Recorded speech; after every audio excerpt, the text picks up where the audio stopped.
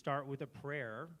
And one of the things we do, Jewel and I like to think that United We Stand America also does, is receive spiritual protection, physical, mental, emotional, and even who we think we are during our day, how we're operating, both from Jesus Christ and also from another well-renowned biblical figure. His name is Archangel Michael. So we are going to give just a little prayer, and if you resonate with it, great. If you don't, that's fine too. But if you want to, you can. It's a traveling, it's just like whenever we're moving, it's just a good to see Archangel Michael's sword and shield around us, all around us, above and below. So when we say Lord Michael, it means he's the master of protection, of free will, and of the inner child, and of America, and of humanity, because he's mastered himself in that way. So here's how it goes.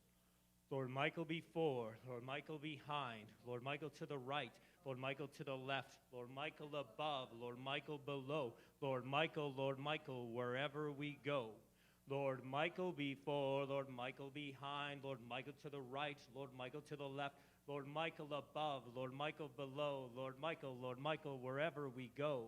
Lord Michael before, Lord Michael behind, Lord Michael to the right, Lord Michael to the left, Lord Michael above, Lord Michael below, Lord Michael, wherever I go. I am his love protecting here. We are his love protecting here. I am his love protecting here.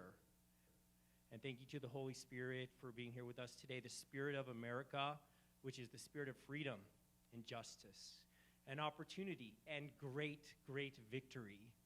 And so thank you for knowing who you are today as an American, as someone who chose to be free, to be in these seats, to be where you are, and to care about freedom, to care about our world enough to come and spend your time, which in some ways we might say is God's time, to spend our time together to bless America and to bless freedom and get to know each other and bring community back to Mount Shasta, where we really need that community, because that's who we are. We're communal beings. We're not in this alone. We don't have to fight the daily battles alone. We're really one body of Christ. We're one body of God. And this is a free nation, and religion is free, but it's going to be one nation under God no matter what. Nothing can change that. It's one nation under God. So let's get in alignment with God's will, which we're not going to have to read how to do. Just going to tune in right now to our heart and feel good about where we're at right now. You know, we're perfectly in alignment with God's will. And this is a learning experience. We're here. This is a new movement. This movement began, the first meeting ever. I have the poster in front of me. I just grabbed it. It's Saturday. It's over a year now. January 15th was our first meeting. We did it at the Jefferson Center for the Arts. And now, this year in 2023, we're up to once every 2 weeks.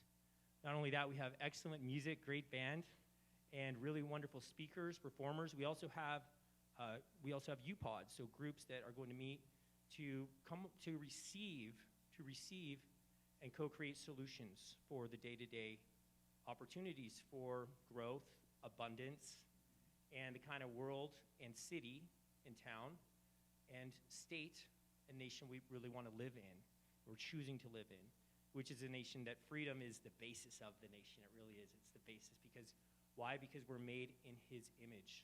We're made in God's image. So we're free. We really are free, and that's beautiful. So thank you, fellow image bearers, for being here today. And we're going to start out with just a little question, which is, what is one positive benefit, or what is one benefit of having a positive attitude, just a positive outlook? Is there a benefit you could think of, just in a word or two or three? Try to do it. We'll try to quickly see if you could be inspired. One benefit of just having a positive outlook in your life, and for America too. Just positive. So for me, I'll start. You got one already, Dave? We can start with you. Just an example. I'm going to go with health. Okay. I was just going to say to help it. A good attitude helps us open up to the Holy Spirit to bless us and everybody else. David. Sharonda, you attract what you put out. James, community. Natalia, the law of attraction. Bodhi, peace of mind. Good brain chemistry, Michael.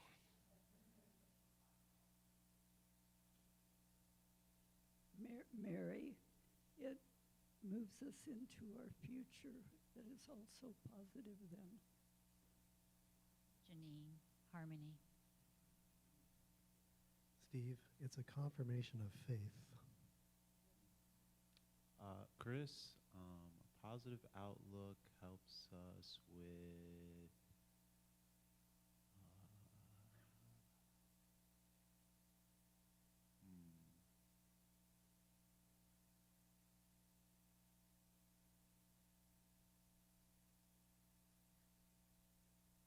okay, that's not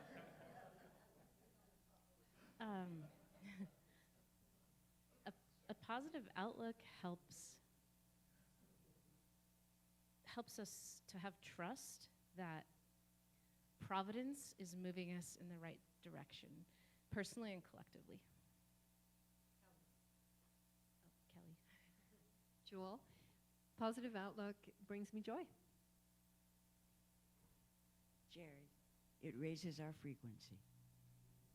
Lynn, health and healing brought me healing today. A positive attitude is like a magnet that magnetizes more of the same, and it grows. Michael, a positive attitude, we can praise God, and that will bring His blessings and pour His blessings out on us like a river. Linda, it positions us to change everything that needs to be changed. Like Jesus said, believe and you'll see.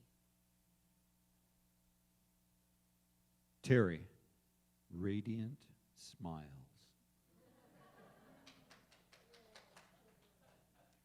Sean, and it would help us to move through difficult times with grace and ease.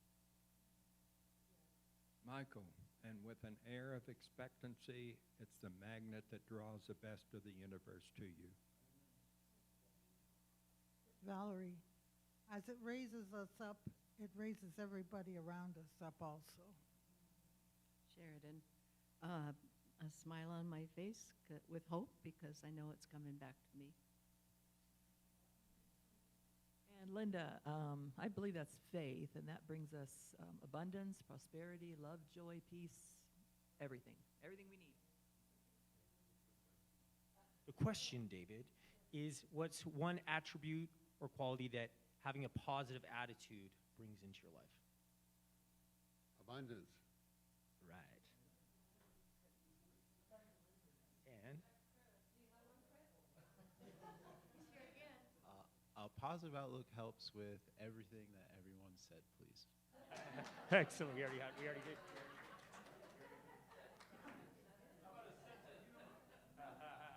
I'm glad we waited for the finals.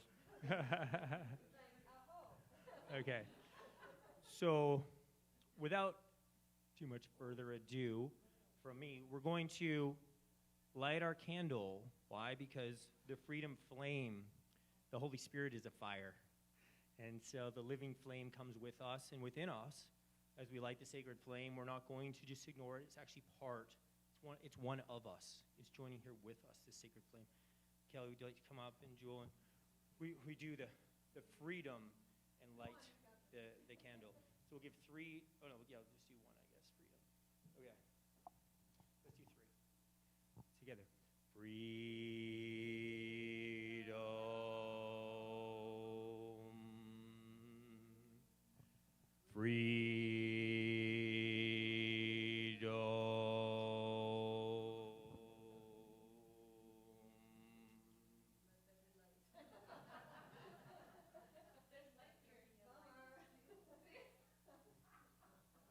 Nobody smokes anymore. That's good. Okay. Are we serious? No lights? Okay. Yeah, right? We have a healthy crowd here in Mount Shasta. That's for sure. Okay. Take it. I'll do the car. Oh, we got one. All right. We got a lighter. Thank you, Mr. Vogt. You want to come here and light it? Okay, so we're going to have... Oh, thanks, buddy. Appreciate it. Okay. And we have a final freedom to go. Freedom.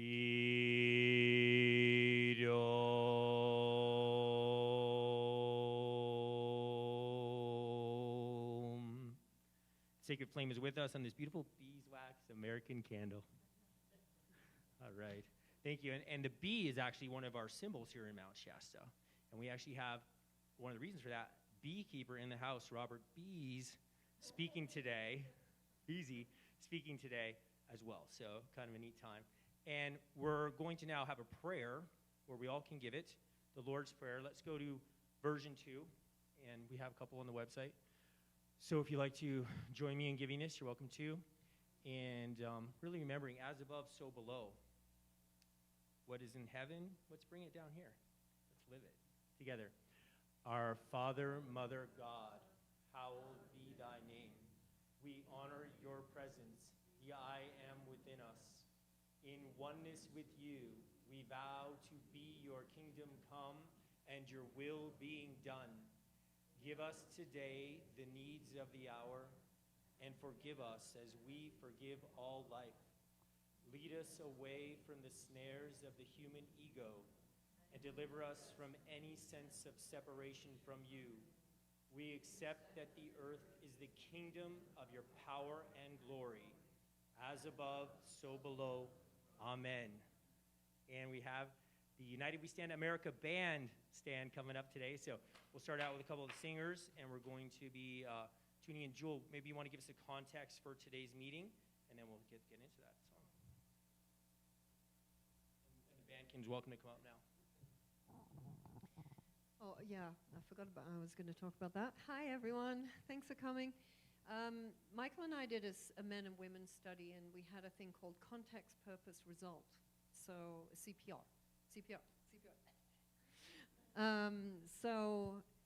We start with the results, and some of the results we want from this meeting for you, and you have your own results, is we want you to feel uplifted. We want you to feel community. We want you to learn something. We want you to feel the freedom when we get together. And we want you to enjoy the band, sing, express yourself, and we want you to leave feeling filled up. And the purpose of that, the overlying purpose, is that we want to create a movement across America that begins in the local chapters that will spread like wildfire across this country and across the nations. As one of the songs you're going to hear, Rising in the Nations, we're going to hear the sound of freedom. And it's starting here at the foot of this sacred mountain. So the purpose is to begin that freedom instead of feeling like we've been under a battle, to build that freedom. And the context is a hard one. I had to look it up lots of times, what context means. But the context is like the space holder. So freedom rising. Freedom rising, not gonna sometime in the future with the prophecy, and the many prophecies. Now. Freedom rising now. Claim it, as you all said, positive attitude, positive statements. Freedom is rising now. We're not going to wait for some politician to fix it, okay?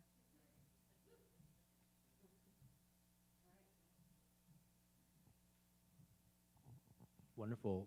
And here we go. We can all rise for the national anthem, Star Spangled Banner. When the smoke cleared, the flag was still there, and it is still there, and it will stay standing true.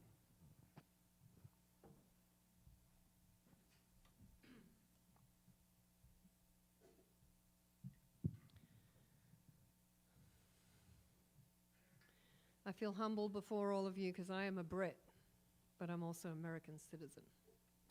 Under Trump, 2019. Wow. Under 2018, anyway. Oh, say, can you see by the dawn's early light what so proudly we hailed at the twilight's last gleaming?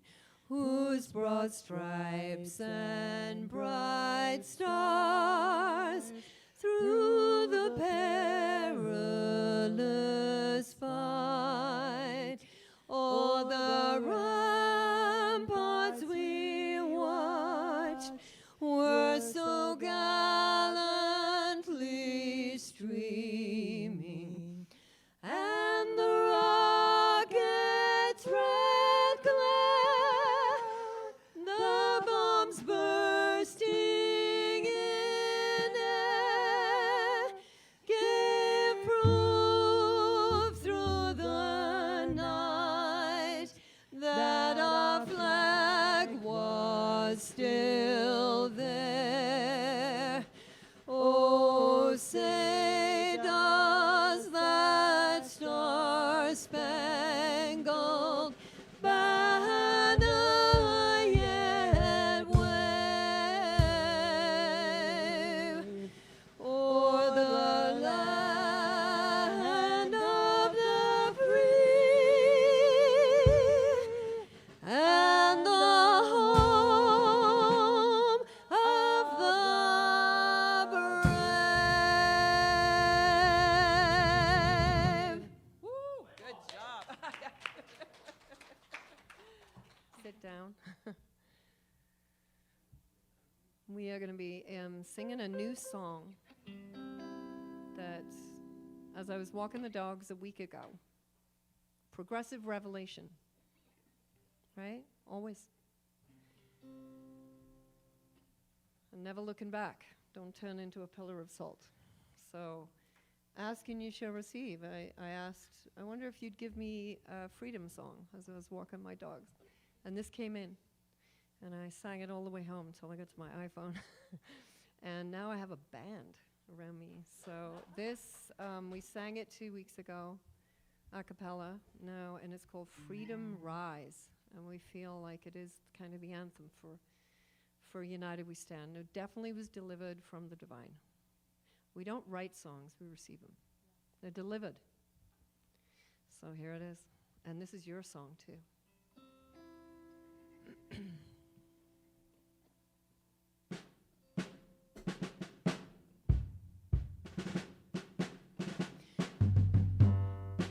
Freedom rise from the hopeless ashes. Freedom rise in the hearts of the free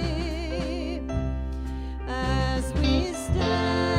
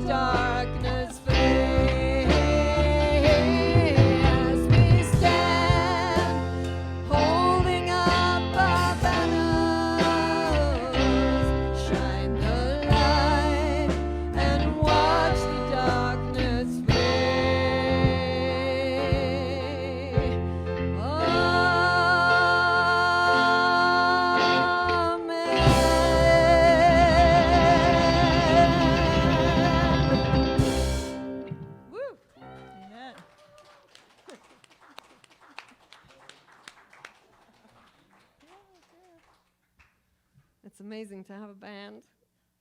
And a lot of these are actually the Gathering worship team, a few of them. So actually 3 of them, and Linda, we're very, very blessed to have her. So thank you guys. Woohoo! Round of applause. All right. Thanks, everybody. So we're going to be later on the next songs. And, yeah, world debut from the band. Banners waving. We'll get the flag waving next time. We want you to wave your banners when that song is being played. And you're going to have a lot of banners being waved. I've seen the vision. So it's an exciting time to be right now. Right. Well, we're going to have some good news. So we're still looking for our leader of the good news team. You don't have to lead it every time, but we want to know who feels inspired to lead the good news. I'm going to lead it again today, though. So if you have any good news, we want to hear about it. It can be political, or it can be, we have a surprise coming today, I believe, that's political. You might enjoy that. Kind of neat. That'll be surprising, though. And then any good news, it can be just about your life. Did you graduate from something? Got your snow off your driveway really easy last time it snowed? I don't know. Whatever it is, give us some good news. Anybody got something? You got some good news here. What's going on? Jill? You can come up here, or I can come down to you. I'm going to jump in at the deep end in terms of, okay, so it's a process, but honestly, watching the hearings, the committee of looking into weaponizing the federal government is, I'm just super impressed with the women, actually, Marjorie and Mrs. Luna. Oh, my God. And and Carrie Lake. Just the women are amazing, but I'm glad Jim Jordan didn't take the speaker job because he was supposed to be head of this committee. And, you know, we're all waiting for things to level out, but honestly, watch him. If you can watch Anby No, or, you know, just watch a little bit, he'll round it up for you. But wow, these guys at Pfizer, they're under siege after their little Grammy thing that nobody watched, but we all saw the silliness. They're just exposing themselves, but boy, they are having to account now. They're under siege. They're going to have to face whatever's coming. So I'm impressed so far. Of course, we know we want to see the people behind the scenes. I know these guys are just the front guys, but hey, it's accountability. And the Twitter files, whoever Elon is, and we're not sure about him either, he definitely released those. So they have evidence. So they can't say, no, I don't know. They're saying yes or no, because we know. That's good news. Excellent news. Yes, trust, what is it? Trust the plan. And I like to change the word the. Trust God's plan. We don't know what it is, though, right? We might think we know. Oh, look at that. That's the good guy. We don't know. But we know we can trust God's plan. That's a fact. That's right. And we're a part of that plan, by the way. You in this seat is a part of that. You have part of the plan that only you have. I have a part that only we all have a part that only we have. And this plan isn't going to be the same without each one of our parts, right? That's America. It's United We Stand America. So anybody else got something they want to mention? Good news or share or offer? Okay. Sheridan, I'll come up to you. Our illustrious governor lost his battle in the courts to mandate vaccines for all school children. That puts a smile on my face.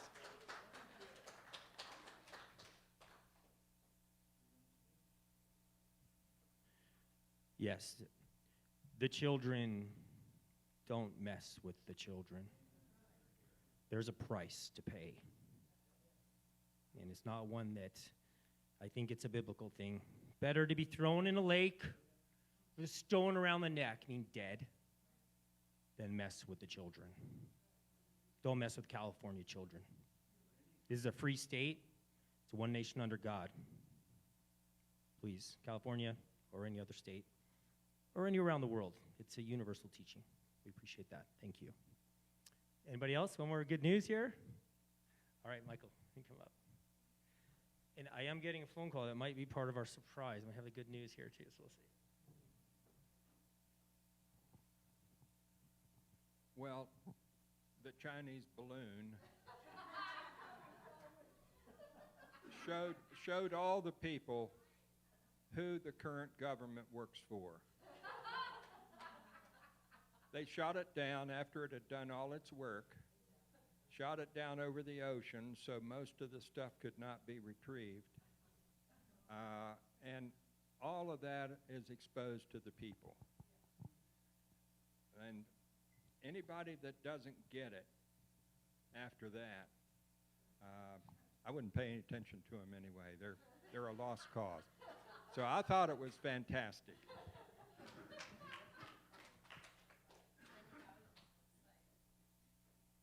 Yeah. Over here, so you're on the camera. Okay, one detail. It's Epic Times here it goes. The St. Louis Transgender Clinic has gone through like a huge exposure. Everything with the drugs and the side effect from the drugs and everything, messing with the kids and bypassing parents. It's just, and that's just one thing. What's going on now is just like, it's like trash trucks, you know, that have just spilled and jackknifed all over the freeway. And so all we see is like this mess, but actually it's all being exposed so it can all be cleaned up. And there's a Bible verse for that. It says that God is shaking every mountain so that we can receive a kingdom that cannot be shaken. So all these strongholds in the world are like mountains, whether it's the media or government or you name it, academia, it's all being shaken. Everything that can be shaken is being shaken, and it's wonderful.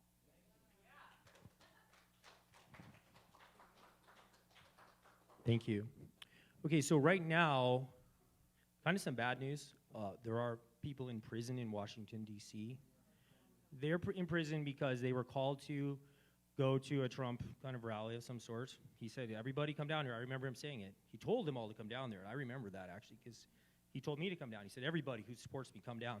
He said that. So then he talked, and then I don't know if he sent them or who sent them, but they were told to go towards the Capitol. So they did.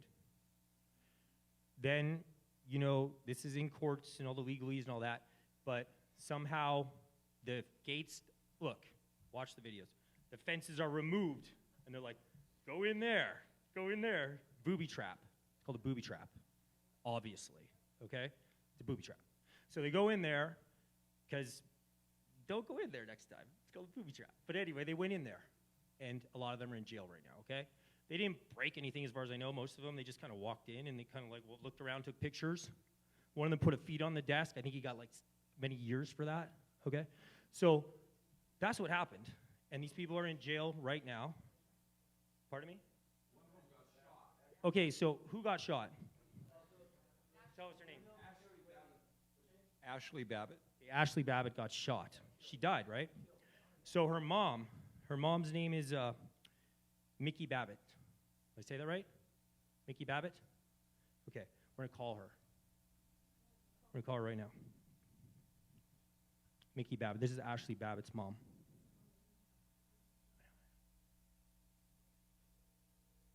So she's in Washington, D.C. They have nightly vigils for the people that are in prison right now. They have nightly vigils. And it's going through quite a bit of court, that kind of thing. We'll be for a message. We'll be for a message. So the prisoners themselves call into the vigil. They have 10 minutes each to talk. And so we may talk to one of them today. We may talk to them. Micki, this is Michael Purity with United We Stand America. We're at a live event in Mount Shasta, California. You're welcome to visit sometime, by the way. And we'd love to talk to you. I hear you just called me. So this is my number. Please give us a call, and we'll have you offer what's going on over there. Thank you. All right, so that's good news because you know why? We're not just going to let people sit there, not do anything about it. We're going to bring some light to this situation, right? If we don't shine our light on the darkness, what are we doing? We've got to shine our light on the hill, right? So let's find out what's going on over there. Let's just be clear about it. And they're going to tell us something or two. Pardon? My ringer, yeah. So, David, let's have our constitutional study, and we're going to do a short one today. Thanks for coming up here. Thanks, everybody.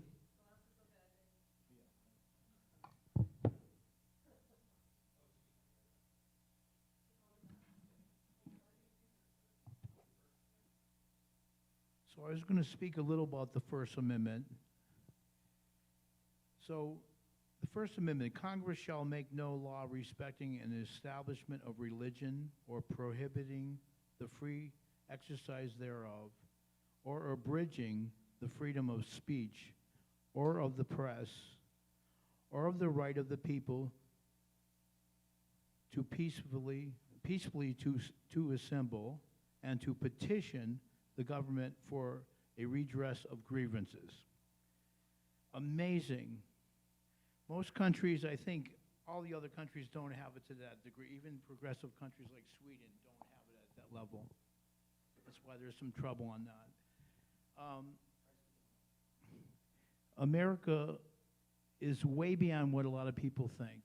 They think it's we're just being nationalists, and it has to do with it's actually. I was talking to a friend the other day, and he says, "Well, we won't have any countries, and maybe that will be true someday, but the country represents universal freedom. So if you get rid of America, it's basically all the other countries are saying that are on the right close to losing their freedom." So I think I talked to a few of you people about this. I made an acronym to remember that First Amendment. It's basically 5 parts, in the order starting with religion. And they felt that was so important, and freedom of speech second, and what they're way up there. So I call it the Respect app. It's like Aretha Franklin with respect, you know. It's RSP, because you have AP. So you have religion, speech, press, assembly, and petition. It's very easy to remember like that. So it's helpful to have. I'm unprepared because I broke down last night. I wanted to do more detail to this. I just know that even the First Amendment, how does that influence the economics and poverty of the world? Well, you have individual innovativeness. Innovativeness comes under speech.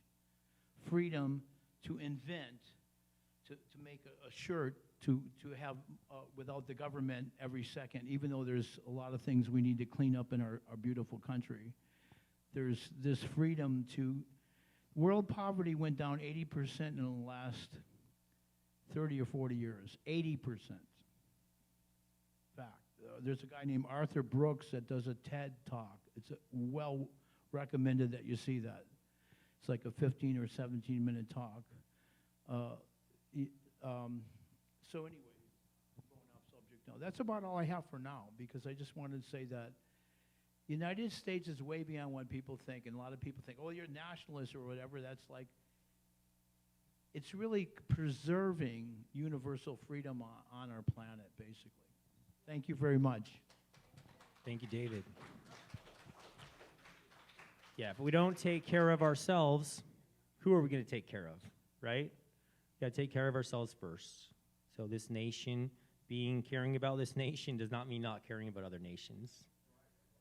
It actually means we do care enough to take care of our own business. Love your neighbor as yourself. Meaning love our neighbor as ourselves. Love every nation. Love them as they are. And the idea of a better, profound future by destroying the nations and making a global government, let's look at who runs the big organizations and the big banks. Are they filled with love in their hearts based on how you see the corporations acting and how we see it in other nations? Of course not. We're always on the brink of war and all these very destructive things around the world, okay? So we don't need that. What we need to do is take care of ourselves at home, and then we can help others from that perspective. So thank you. All right, well, we're going to call now. Hello, Micki. This is Michael with United We Stand America. How are you today? I'm good, Michael. How are you? Very good, thank you. I'm glad to hear you're doing well. Now, you lost your daughter on January 6th, and we want to know more about what's going on right now. Where are you, and what's taking place? Well, I'm in Washington, D.C., and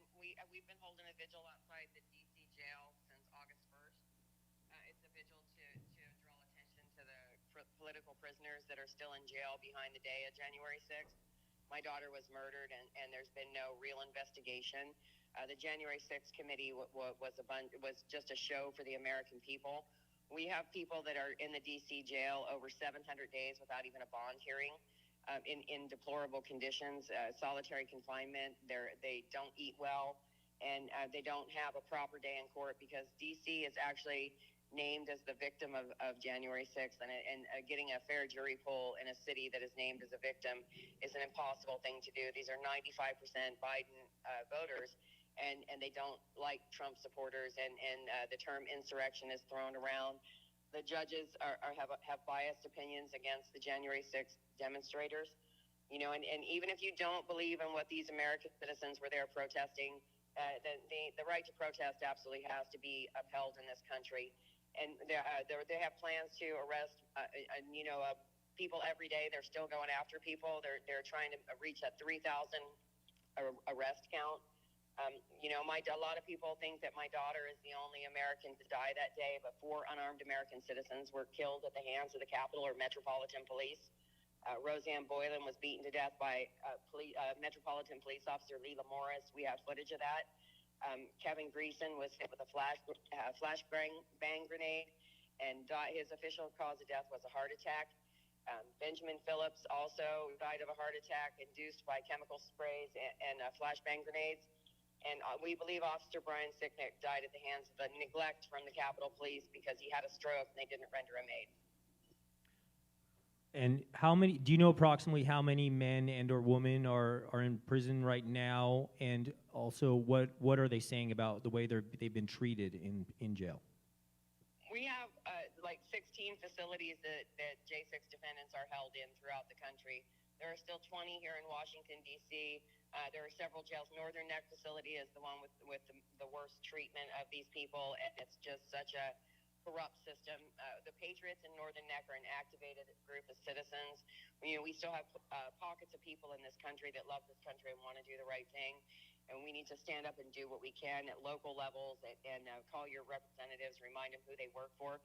We've been sitting in, when we first got to D.C., the congressional offices were closed down and you couldn't get in, but since the Republicans took over the House, they opened it back up, and we have been in the halls and offices of our congressmen, sitting in on the Twitter committee hearings and the weaponization of the government against the American people. We met with Lauren Boebert, Marjorie Taylor Greene. Troy Nels has finally gotten visitation for these men in jail. So we have congressmen that are taking notice and we feel will take action, and we're very hopeful for results in the near future. Okay, and maybe just let us know how many of you are approximately at the vigils, and where can we follow what you're doing and or join if we wanted to, or lend some support? How would you suggest that? Well, we have a group of Patriots on the corner every night. We also have live streamers that put this out. We have over 3 million watched hours. If anybody wants to watch live, they can watch at freedomexpressmedia.com to see our vigil that we live stream every night. And we are currently a small group. We have a small team of people that we spread out. We go to federal trials during the day or the congressional halls, and then we're at this vigil every night. To support us, well, you can follow along on 4ashly.com. It's the number 4, Ashley, ASHLI.com. Thank you. I'd like to just take this opportunity to send a prayer. Jewel, my beautiful wife, would like to say something. Micki, I'm really appreciative that you're here, and I want you to know, ever since this happened, myself and probably everyone in this room has been, these people in prison, they have not been forgotten. I know they're discouraged, and I know they feel they've been abandoned, but there is a lot of us in this country that feel the pain in our heart every single day and pray for these prisoners. So if we can do more, but we are definitely praying for them every single day. And please tell them they are not alone. We are loving them and sending them and thanking them for their sacrifice and feeling pain for them, actually, in my heart. So I want them to know they are not abandoned. Thank you. I appreciate that. And I would also like to say that we appreciate the prayers of the American people. We can absolutely feel the prayers of the American people. If people would like to write these men, they can find the names and addresses of detained individuals and people that are also on home detention at Patriot Mail Project. And also, we sing these men inside the D.C. jail still sing the national anthem at 9 p.m. Eastern every single night because they're still patriotic individuals, even though this country has treated them horribly. And we're here on what we have called hashtag Freedom Corner to sing with them. So anybody in America that or whoever, wherever in the world that wants to sing with these men at 9 p.m. Eastern time, know that we're here. We're here on Freedom Corner singing with you, and they are singing live over our live stream with us. So that's one way to support us, and you can post that on hashtag Sing for Freedom. Hashtag Sing for Freedom. Sing the number 4 freedom. Sing the number 4 freedom. That was Nicole Reffitt. She's the wife of one of the political prisoners. Oh, okay. And are they actually calling? They have 10 minutes of call time a day. Is that right? Do you think one of them would want to talk to us here at some point? You know what? I will pass. I will absolutely. They can speak to you, and I'm not sure over the live stream. Sorry, we just got to the vigil. We're unloading, getting ready to start our vigil. But yes, I will pass your number on to them, and they can call you directly, and you can set up something with them. Okay, that sounds great because we want to follow up. You know, there is this saying, it's called where we go one, we go all. I don't think it's a joke. I don't think it means nothing. I think it means everything. And there's many people right now behind bars because they care about their country. And as far as I know, most of them didn't do anything violent or anything destructive, actually. They walked into a building and were part of a protest, and now they're still in prison without trial. And according to the Bill of Rights, as far as I've read them, that doesn't really qualify. It doesn't qualify under the Constitution of the United States of America, which is the law of the land, which every American should know by now. So what's going on here? Government, judiciary system? Question, and you know, as far as the violence goes, we are not. It's not our position that everybody there that day was a Boy Scout. There was some bad behavior on behalf of American citizens and a lot of bad behavior on behalf of the Capitol Police, the Metropolitan Police, and other actors in our government. So we need a full investigation into who was doing what that day and why. Also, you know, some of these men that are sitting in jail with assault on police officer charges it's because they were trying to save the life of Roseanne Boylan, who, as I mentioned before, was the woman that was beaten by Officer Leila Morris. And so, you know, when it's a human duty to prevent murder when you're witnessing it, even if the perpetrator is wearing a uniform. So we have up to a dozen men that have assault on police officer charges behind trying to save Roseanne Boylan's life. We also have just recently Victoria White, who is the woman that was beaten in the tunnel almost to death. And they have charged her with assault on police officers. My daughter was, there was a doctor trying to render my daughter aid, and he was pulled off of her. And in his scuffle to get back to my daughter and try to keep her from bleeding to death on the floor, has now been charged for his part in trying to save my daughter's life. Well, that's a travesty, and you know, clearly if we see someone who is being beaten and may die for no good reason, then we have a duty to stop that. So we want to thank those men and women for doing their part, but at the same time, like you said, there are things that happen that day. We don't know what. I certainly don't know what. But what we would definitely want to see in every case is a fair and just trial. Trial by jury is part of the American right as well. And it should be expedient trial and a just one. That's part of the Bill of Rights. So I appreciate your time today. We're going to have a song now for freedom, and we're going to send you guys some prayers as well. So I like to pray, so I think I'll send you all prayer, and if you want to join me in that, you can. But let's just say in the name of American freedom, one nation under God, in the name of Christ, we call forth the light of Archangel Michael and Jesus Christ to bring justice to this great nation for his divine purpose and design, that each and every sacrifice, man, woman, and child who was a martyr to some degree or another for freedom in this country back in 1770s, all the way through to today, including Ashley Babbit, that we ask for the future of this country to be free because of those sacrifices, that people to be inspired and fired up to stand for truth, freedom, justice, and a great nation who cares about every man, woman, and child, regardless of race, ethnicity, creed, or religion, but really just cares about them because they're an American. And we thank you for your sacrifice as a mother of someone who lost their life that day. And we do ask for the spirit of freedom to blaze forth and bring justice, which is also justice right now, an opportunity for every American and for those in the governance in any way, shape, or form, or in the law enforcement or the military. We ask for your heart flame to open up so that you choose life, and you choose justice, and you choose to honor your oath to the Constitution of the United States of America. And when it is broken, just because the media thinks it's okay, and just because people are believing what the media says, it doesn't make it okay. It's not okay. And what's important is to stand as a separate and chosen people. So please remember to choose life, and we will choose your life too. We love you, we love you, we love you. Those who choose life, we love you. Let everyone choose life. Thank you. Thank you very much. Micki.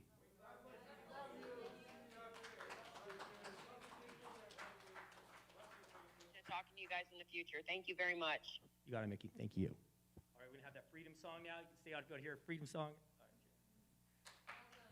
Thank you. That was a surprise. That was our surprise. I got the call right before. I said, "Do you want to talk to Micki Babbit?" I said, "Babbit, okay, let's do it." And you know what? God is in charge of this. So let's go with the now. And when you get an inspiration, call me or bring it forward to somebody else. Let's make it happen, because that's how this thing's working here. Okay? Appreciate that.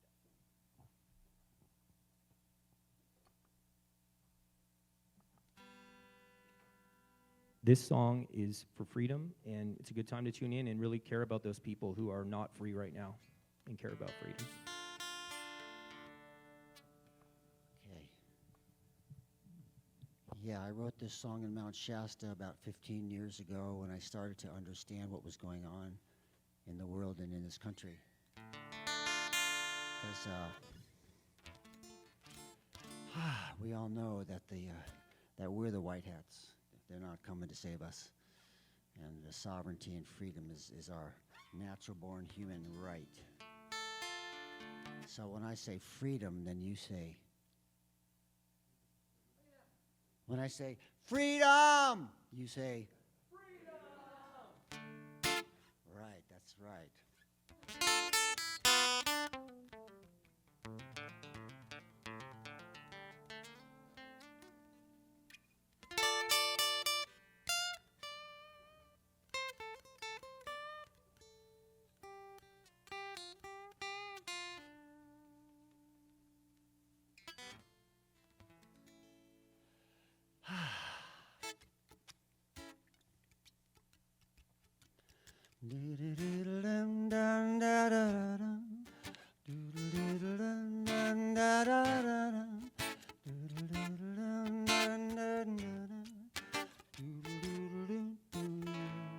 Do I have the soul of a free man, or the soul of a slave?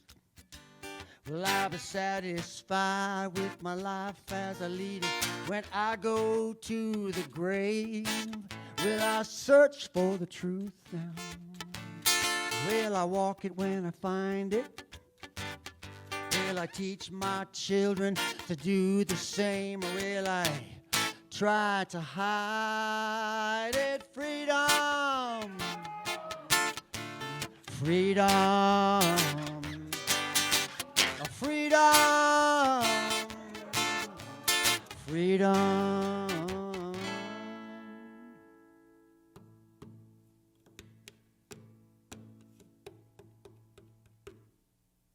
Do I understand the Constitution? Do I know the Bill of Rights? Is my natural-born human freedom something for which I have to fight?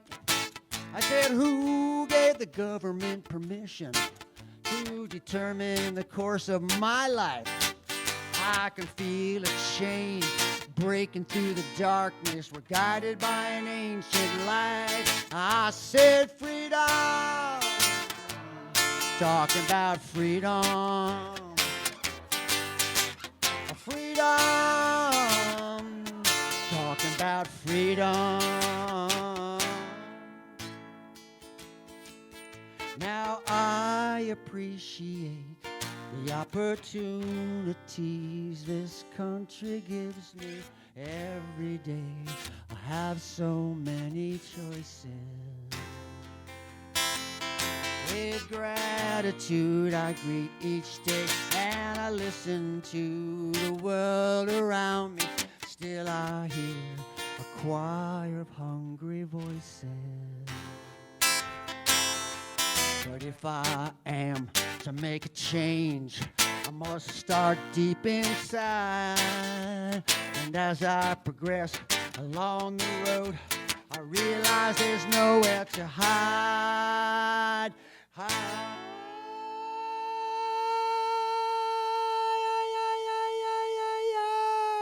said freedom. I'm talking about freedom. I'm freedom. Talking about freedom. Yeah, it's getting made it up, feel it up, scoot it up, and better go. Shop, but you can talk, whip up, get it up, skeet it, it'll do, boodle, ba da ba. Get rid of all the motherfuckers out of freedom. We're talking about freedom. We're talking about freedom. Talking about freedom. Freedom, freedom, freedom, freedom, freedom, freedom, freedom, yeah, freedom. Talking about freedom. Yeah, yeah, yeah.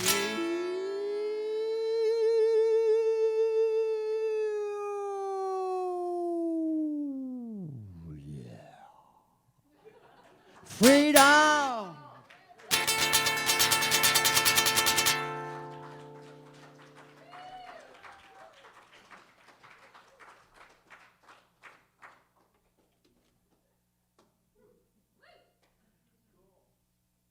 Singing about freedom. Singing about freedom around here. I love it. Look at that. You know, if you're inspired to step up, someone's already mentioned today, I got something. If you got something, let us know, because that's what this is about. Somebody lets us know they got something. Look what they got. That's great. Thank you very much, Bodie. We appreciate you in Mount Shasta. That's a new addition, past year or so or something like that, and wonderful to have your music here. Okay. We're grateful. Just to sum up what some of the things that have been going on, and we've been asking for freedom. In the Bible, Moses, an 80-year-old man, with his brother goes up to an 83-year-old man. They go up to Pharaoh, who thinks he's God. He has a terrible God complex. And everybody in Egypt pretends he's God at least. And they say one thing to him. They don't ask him, let my people go. They demand of him, let my people go. And we say right now for all of those in jail falsely accused, let my people go now! Amen. And as I was teaching a class this morning, I have a couple of friends of the Jewish faith, and they said today is the day they received the Torah, and they received the commandments from Moses. So we've heard a lot of that, and it's in the Freedom Rise song, The Parting of the Sea. That's what they delivered. We're going to see the parting of a sea. We're not going to wait for it. We're going to see it. So today is that day. Whether you're in tune with that testament, it was the day that they received it. And so he had a big mission. You know, he had like hundreds of thousands of people under his command, and they were all homeless. Can you imagine having a bunch of people that were just like bitching and whining and where are we going to eat and where are we going to stop? So blessings to that kind of leadership and that kind of authority under God. I know he split it up into the tribes and they self-governed, but they did behave badly, and they all got bitten by serpents for a while. So, you know, we are self-governing, and I think that story is really good for us in terms of, are we going to wait for Moses or some outside person to fix everything, or are we going to govern ourselves and behave in a good way? And that's the lessons from them. So that's today. So thank you for mentioning that. Divinely orchestrated by the one. Thank you. That's an important message. I appreciate that. Those biblical figures did their thing. They're in the Bible. You can read about it. But they're not here today. We are here today. This is our country. The founders did their part.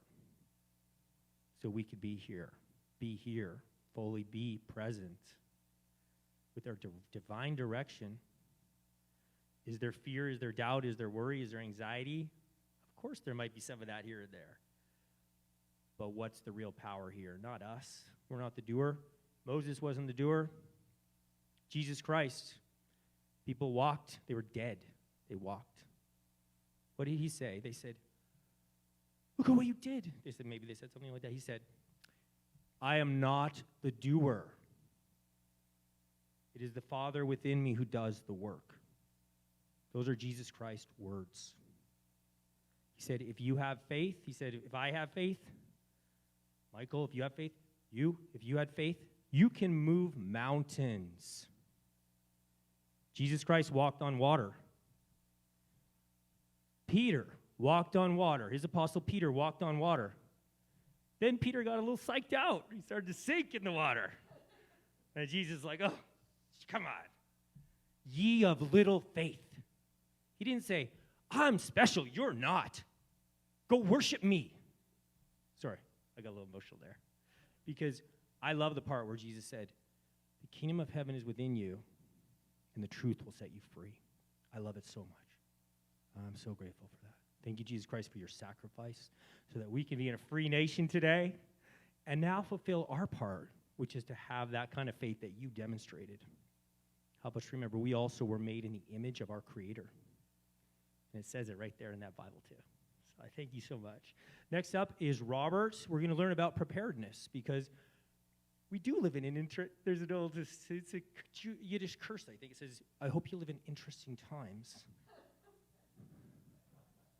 We do. We do live in interesting times. Now, I don't consider it a curse. I consider it a blessing because we're here for the Great Awakening. We're here for love to really re-enter our souls and re-enter this realm and bring real freedom back. And I'm so excited to be a part of it in my own way. And at the same time, let's think about some practical things as well. Because when the banks change, everything changes, we want to be a little prepared in those ways as well. So we have Robert, who has a lot of experience doing that, actually helped an organization prepare in the 80s for who knows what could happen. So he's had experience preparing for, actually it was nuclear, they were concerned about a nuclear war with Russia at the time. So they prepared, they built bunkers, and they had food supplies, and they did all these things. But that gave some experience. So let's just know how we can just be practical and be prepared for who knows what. Okay? So Robert would like to come up, and it's your turn to share. Yeah, I'll put the mic on the stand.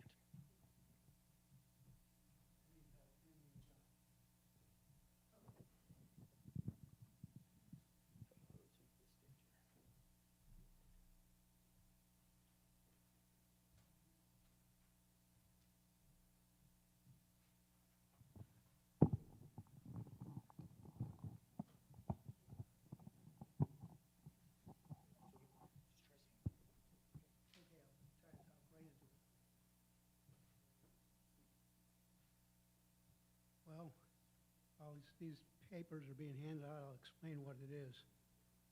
What this is I call it the Survival Preparations Quiz. I picked it up off of a website by Mike Adams, the health ranger, and I added a few categories to it. He had 10, I got 15. And the reason for this is to provoke thought and consideration of your situation. And when you're evaluating your situation, figure out which are your strong points and where you can be of help to others. Because no matter what happens, if we as a community are together, we can help each other and get through just about anything. Sorry about my voice. It'll warm up. I've got some lemon juice in that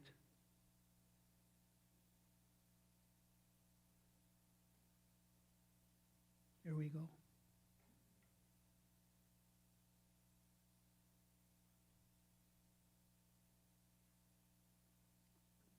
Okay, if you look at the list, first thing is maintaining your health. I'm not going to really go into that because I think everybody knows it's a personal thing and everybody has their own health management and health freedom. Water.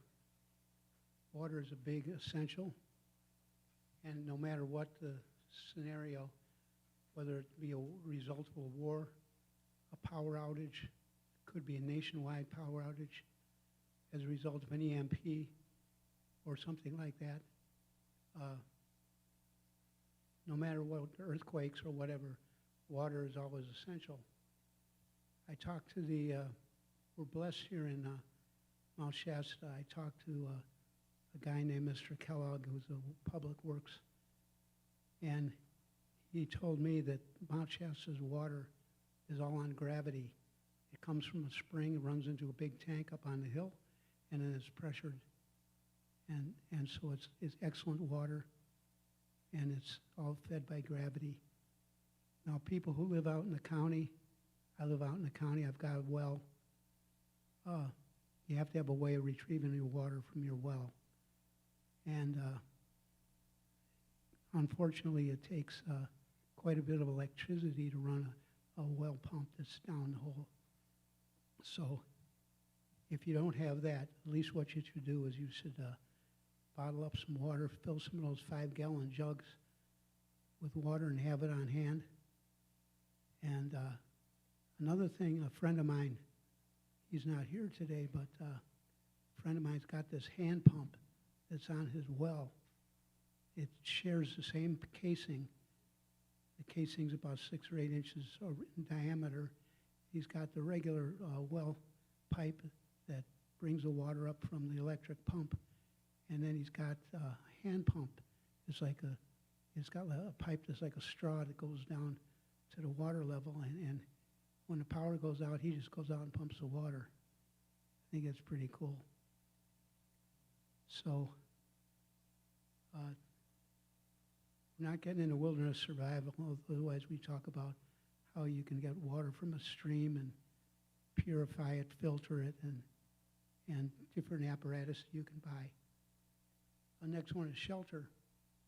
And of course, we all need shelter from the elements, whether there's a disaster or not. And this brings to mind a situation where you might have a radioactive event and there'd be fallout outside. And what you have to do then is put as much mass in between you and the source of the radiation and get as much distance as possible. So in other words, in the middle of this room, you'd be a lot better off than over on the side. And if you've got a house, you might have an interior hallway or something like that that is separated quite a bit. You can hunker down there and listen to the radio. Hopefully you got some kind of radio, and hopefully that there's enough civil authority around that they can give you an idea what the radiation readings would be. Of course, the ultimate thing is to get your own radiation meter and the Geiger counter. There's a brand called the Gamma Scout, which it acts as a Geiger counter and a dosimeter. Dosimeter will measure the total amount of exposure you've had. And the idea behind having some kind of a measuring device is so you don't foolishly hunker down in fear when you could be outside enjoying yourself, or likewise be outside enjoying yourself and you'd be getting a massive dose of radiation. So having a little knowledge is power. Securing your financial assets, gold, land, and cash. Just give yourself 7 points if you're in a good shape there. And I'm going to talk a little bit about food storage. And at the bottom of the page, there's a number of places where you can buy food. BePrepared.com, ReadyWise, Survival Frog, Health Ranger store. They've got organic.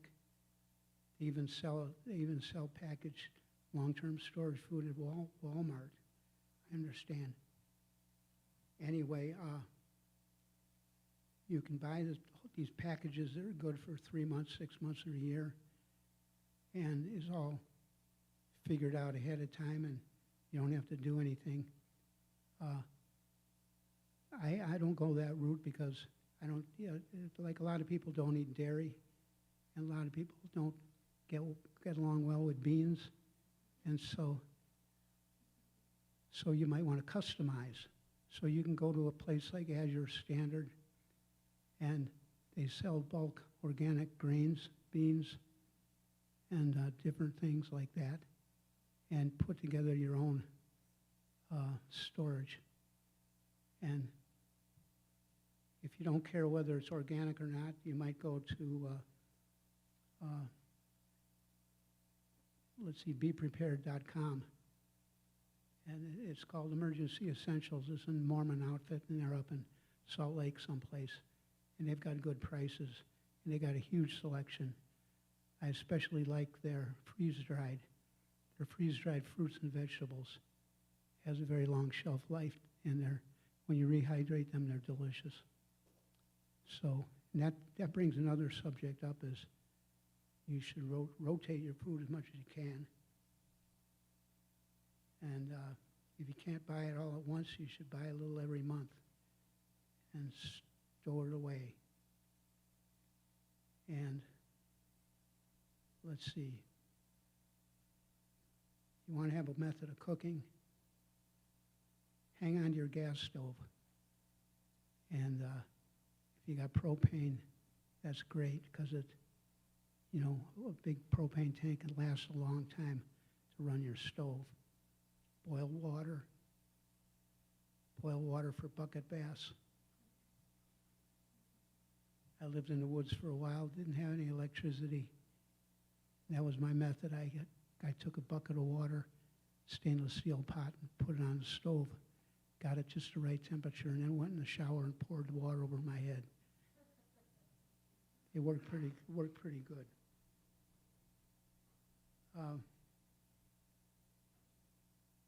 Community networking, I think, is important, and that is getting to know your neighbors, getting to know your friends, and think about things ahead of time as far as who needs help in a crisis situation, so you can, take turns if necessary, supporting that individual, so that nobody falls through the cracks. So there's a number of other things here. Maybe I should address communications. If you have cell phones, and you can get these solar chargers for your cell phone. And I bought one, and it's got a little battery pack in the thing.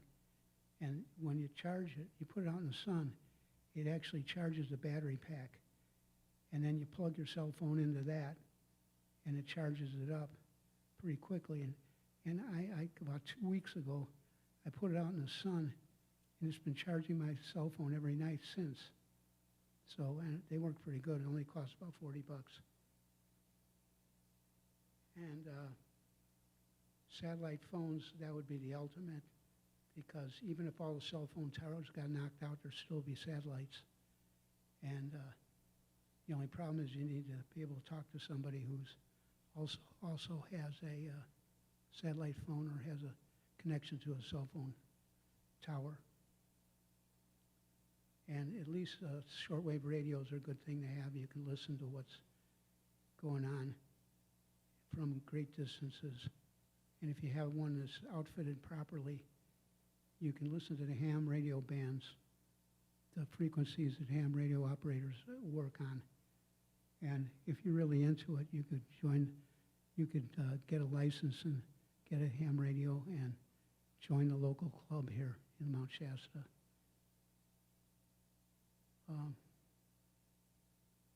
Okay, I got a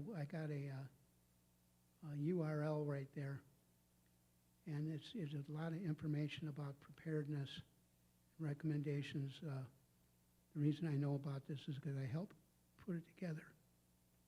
And it's heartcenter.org, teachings, blogs, /blogs, articles, preparedness recommendations, and so forth. If you go to the website, you can find that. And it starts out, though, with a lot of information about spiritual preparations, and then it gets into the physical. And it addresses the subject of water, food, communications, and first aid. I think those are the 4 categories. And I guess the next question is, do I open this up for questions? Anybody have any questions or comments or contributions to this topic?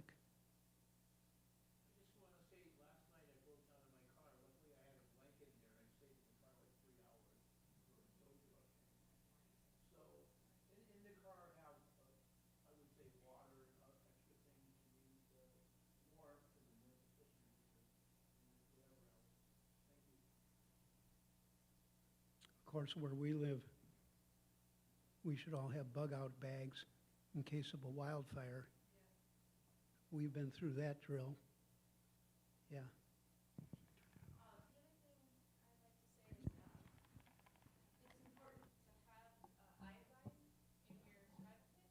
Well, potassium iodide? Yeah. For cleaning water, but I'm talking about actual iodine. Oh, okay.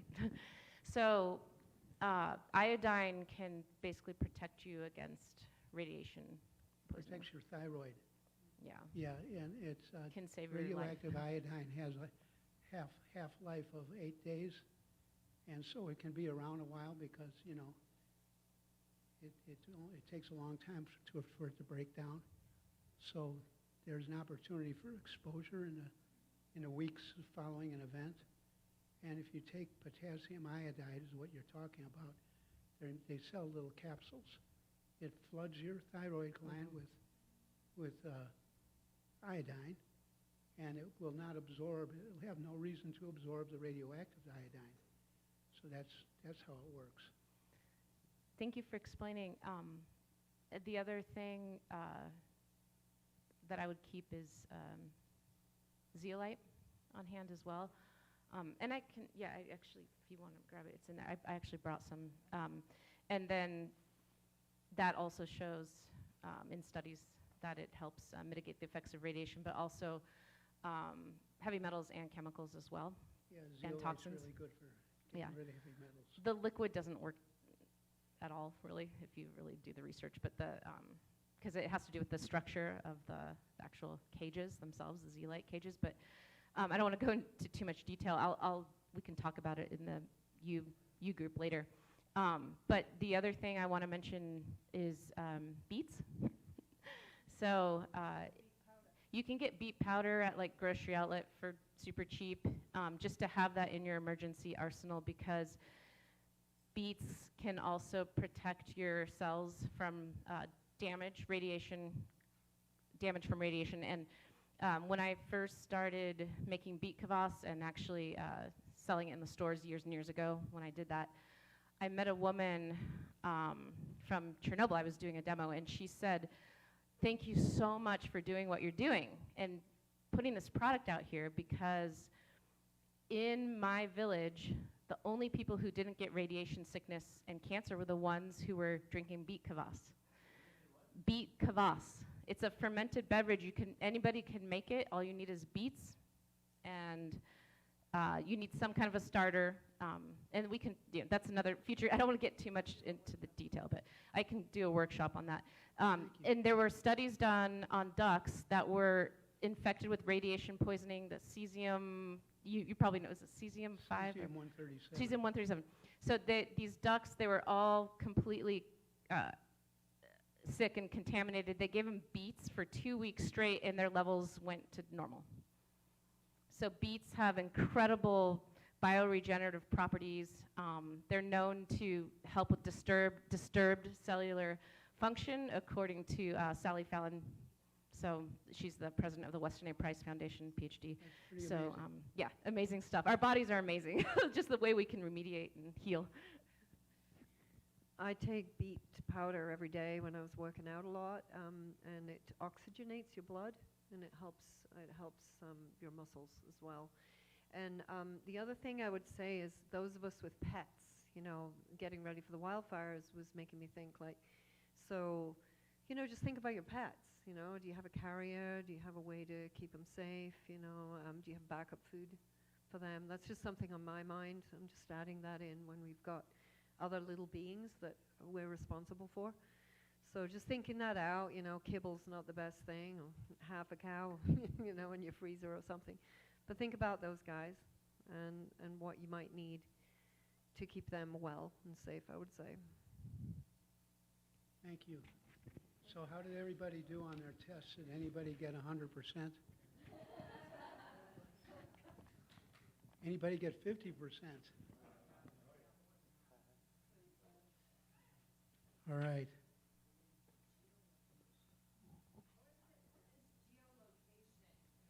Oh, geolocation is where you're located on the earth. And it's not necessarily the coordinates of where you live. It's like, are you living near a big city? Are you in the heart of San Francisco or Los Angeles? Or are you out here in Mount Shasta?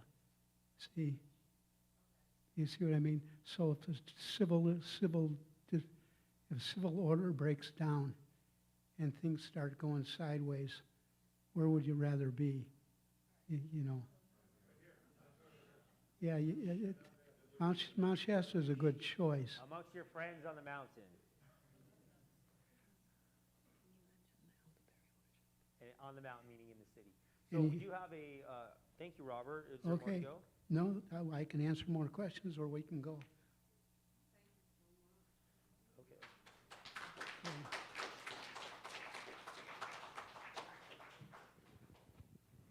Try this mic out. I think it does. So Kelly's got one more thing about this. And Kelly's also helping out with the health and wellness U-Pod as well.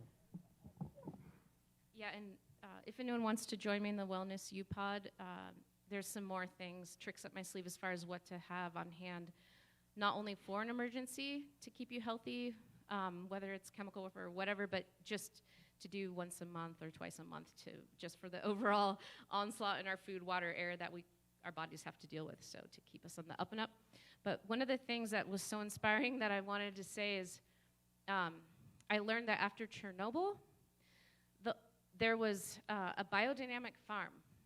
And this one farm, when they did the testing, the radiation testing with those fancy meters that you were talking about, this biodynamic farm had zero, not a trace of radiation, where all the land, really high counts, like just off the charts from Chernobyl.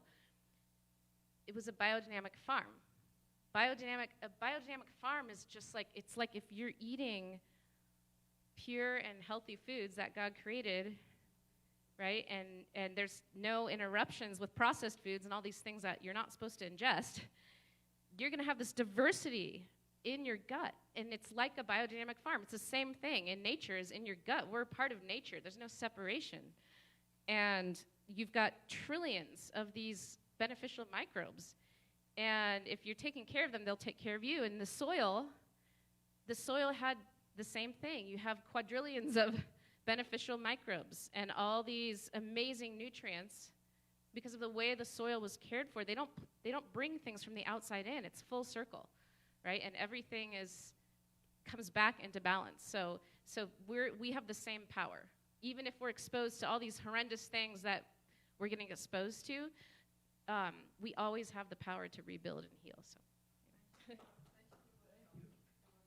yeah, and I'm also doing a workshop at IM University, and there's still some space left if anyone wants to join. And we'll be making elderberry syrup, and I'll show you a little kit that I'm going to be providing for the workshop in the Wellness U-Boat.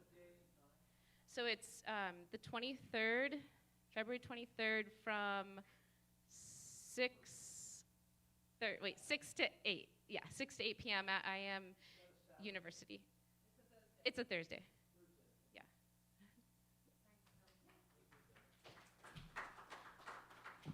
Yeah, Kelly, that message to me is one of the most important messages in the world right now, which is that there's no limits to how much our body can heal. There's no crossing the line that says we've done too much. When the poisons came in the body through people's choices and they got deceived, that can be healed. All of it, everything can. So thank you for mercy and for helping us choose healing as Americans, whatever our choices have been. Let them be healthy choices from here forward. So we have someone who apparently whose birthday is coming up that same day, coming on stage as well, and we have music. Love it, Terry. And we have music coming now. So Linda is leading, and we're looking forward to some Holy Spirit. We have a meditation. Yeah, we'll go. Okay, and then we have an awesome meditation, and we'll think about us.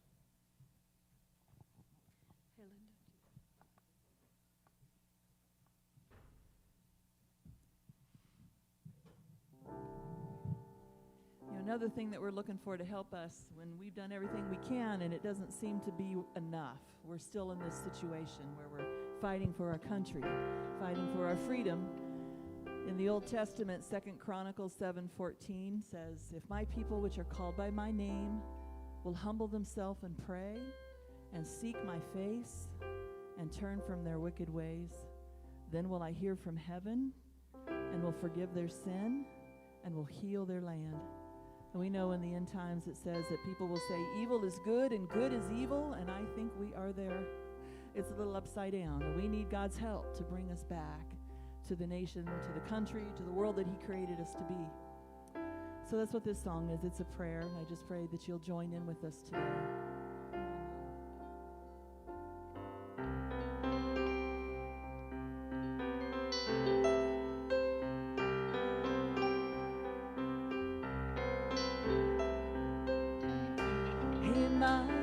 Oh God,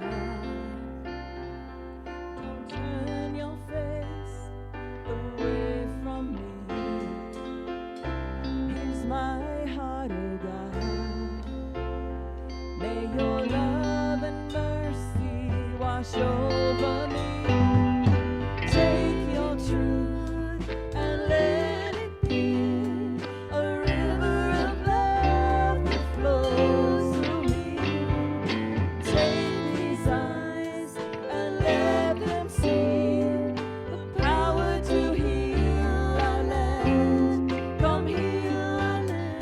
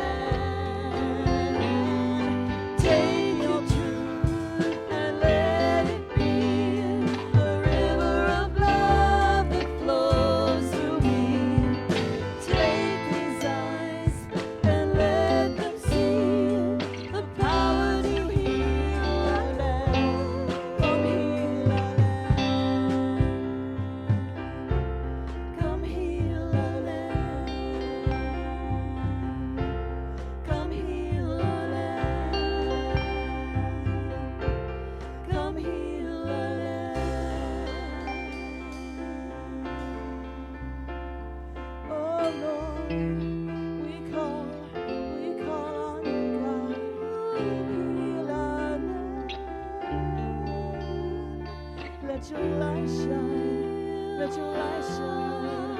Oh, Lord, oh, Lord. Help us, God. Bring your peace. Bring your life. Bring your joy to us. We say the knowledge of the Lord will cover the earth as the waters cover the sea. Turn back the tide of evil. Turn back the darkness, God. Oh, let your light shine. Let your light shine in the darkness.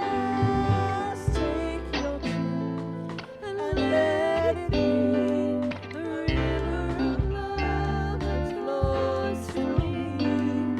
Take these eyes and let them see the power to heal our land. Come heal our land. Thank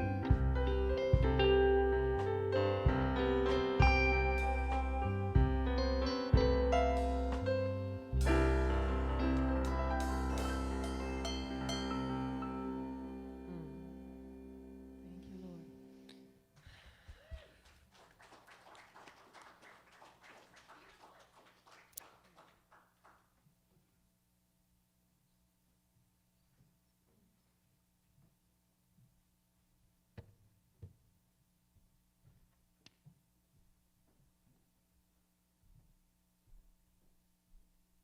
Thank you. A song is a song. A prayer is a prayer. A command is a command. And when the son or daughter gives the command in the name I am through song and through prayer and through praise, and the command is heard, the command is answered.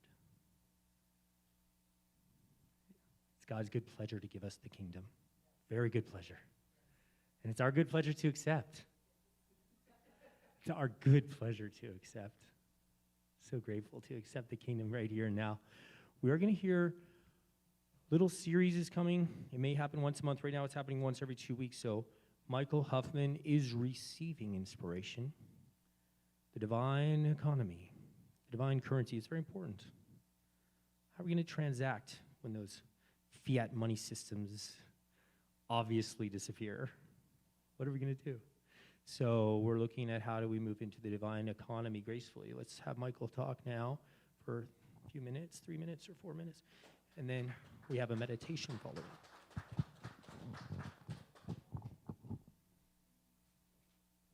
you, everybody.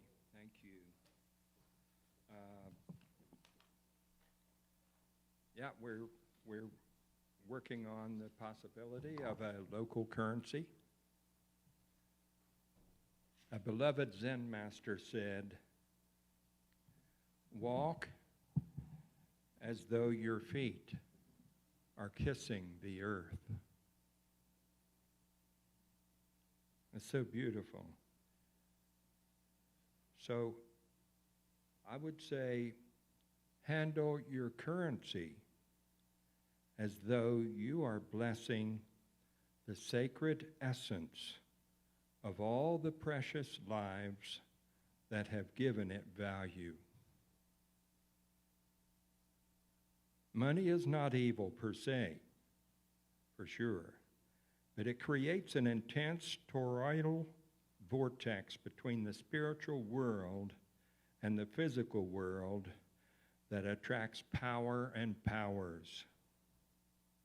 Why? Because the people have proclaimed it and ordained it as the symbol of their spiritual energy manifesting in the physical world. Esoteric symbols embellish many currencies in an attempt to remind the people that their acknowledgement of a higher power predicates the value and sustainability of the currency.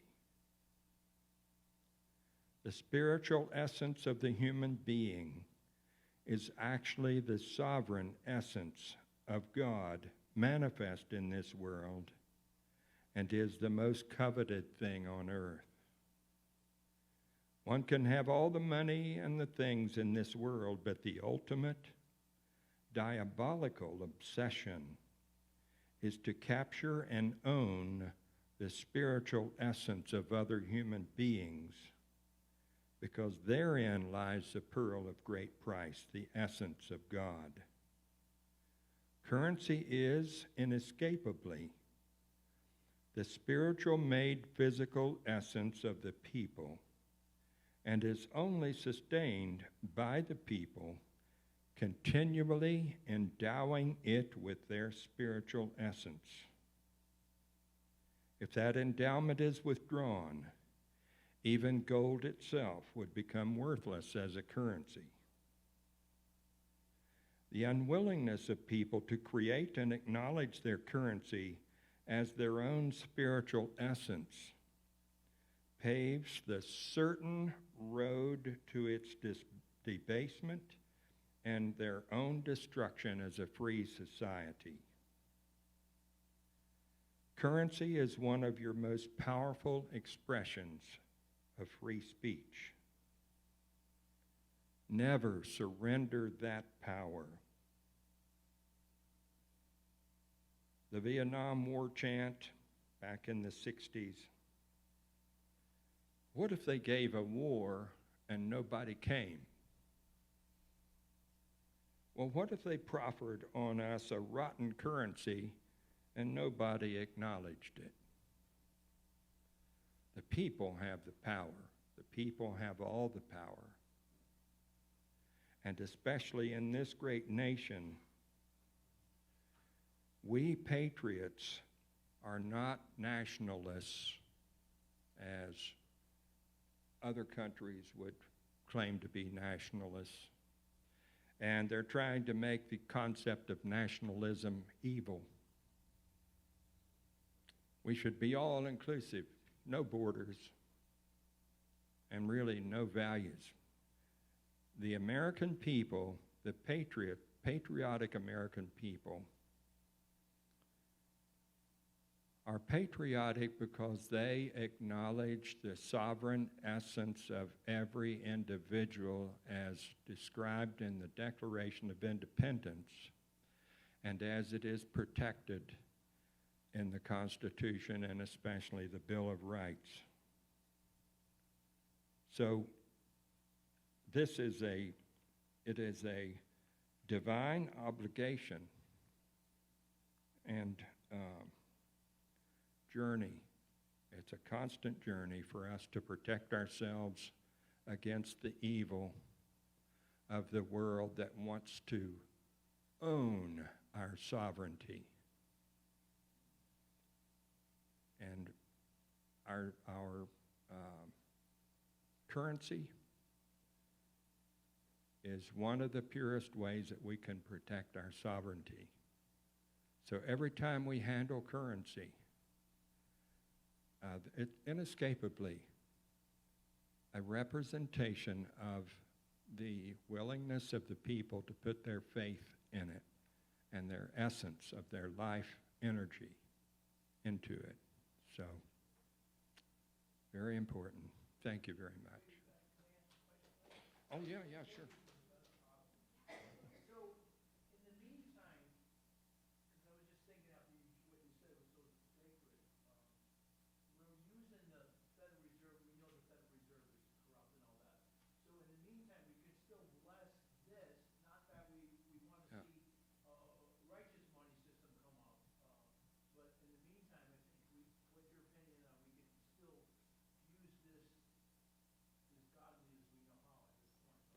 As long as it's the accepted currency, and there are divine symbols on it.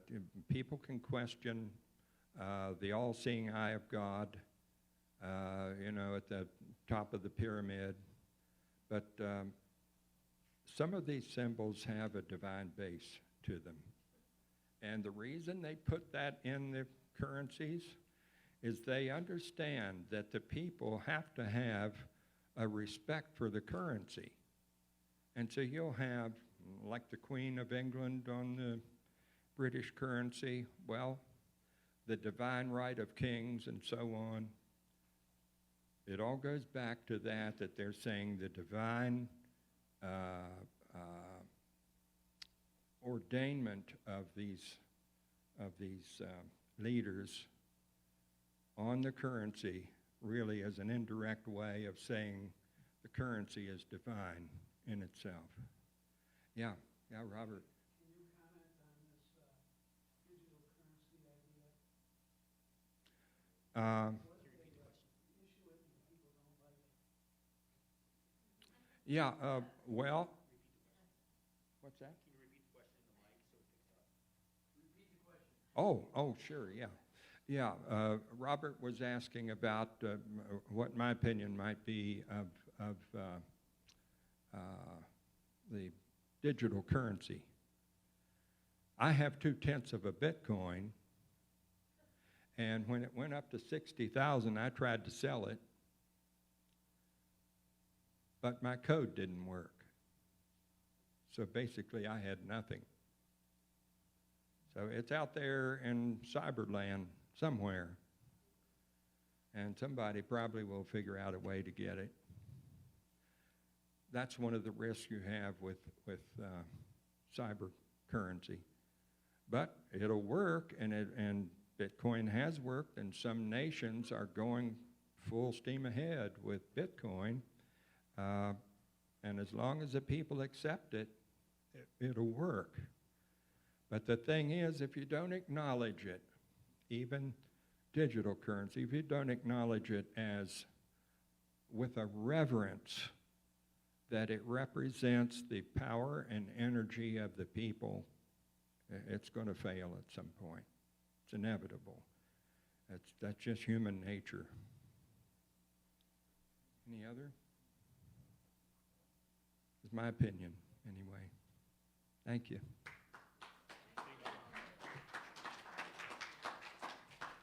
Yeah, I was inspired to bring up this $1 bill too. It has, Jewel took her citizenship test 3 years ago, and one of the questions, or 4, isn't it? 5 years ago. One of the questions is, who is the father of the nation? And the answer is George Washington. And I believe that is a correct answer. I appreciate that he's on this money right now. We know it's a Federal Reserve note. We know there's world bankers and all their schemes and all their plans. But George Washington is on this currency. And George Washington stood and fought with men that had no clothes, no money, nothing. They were freezing, hiding on a hill almost. But they wouldn't leave the hill. They wouldn't surrender. They stood for what they believed in, and here we are today. And so the dollar bill, we'll talk about symbols someday. It's interesting what you mentioned, the all-seeing eye and all that. I mean, obviously there's a nefarious intent with some people with that symbol. But you're saying not with all. Maybe it has a divine meaning. Maybe there's a higher purpose. Maybe things aren't as bad as they seem. Maybe there's a golden lining under all of this. And maybe we are meant to be that golden lining. So if there is a pyramid, let it be about completion of God's construction. Not mammon, not man's, not schemes, not new world orders, but God's orders. And we're marching sons and daughters. So we're going to have no time today for the U-Pods. We're not going to do them today. We love you. We want you to do them. We're looking forward to Jerry leading the Know Thyself U-Pod. I'm excited about that.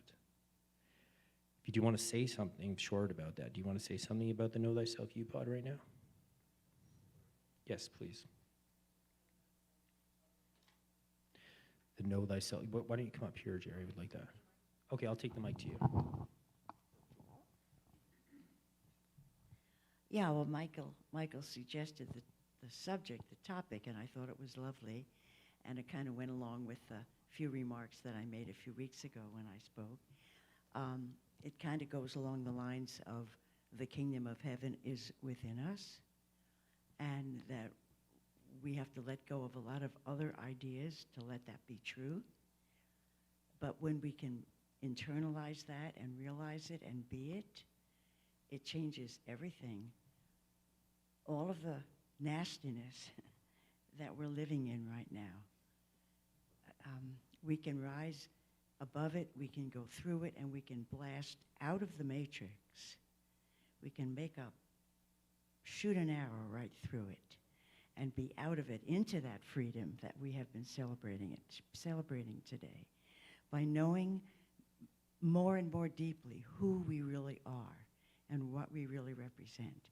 And when we do, that raises an energy, it raises a vibration, it raises our frequency, and when more and more and more of us hold that frequency, the nasty guys can't breathe anymore.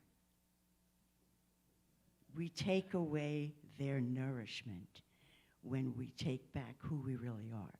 So that's what I'd like to, explore with other people who are interested in that subject.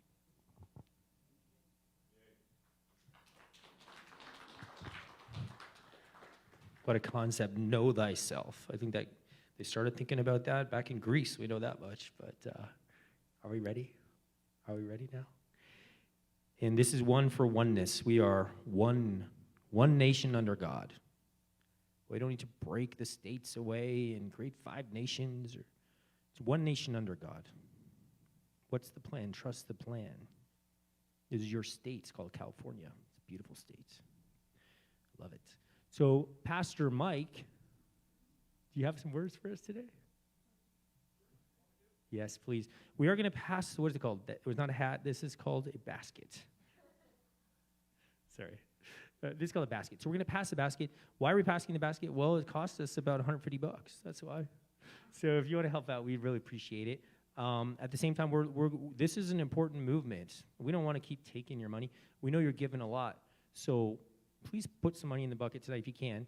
But let's find some financial sponsorship. This is fun and joyous and necessary. This is a necessary meeting place. So there's going to be some people who want to help us out, I think. All right, Pastor Mike.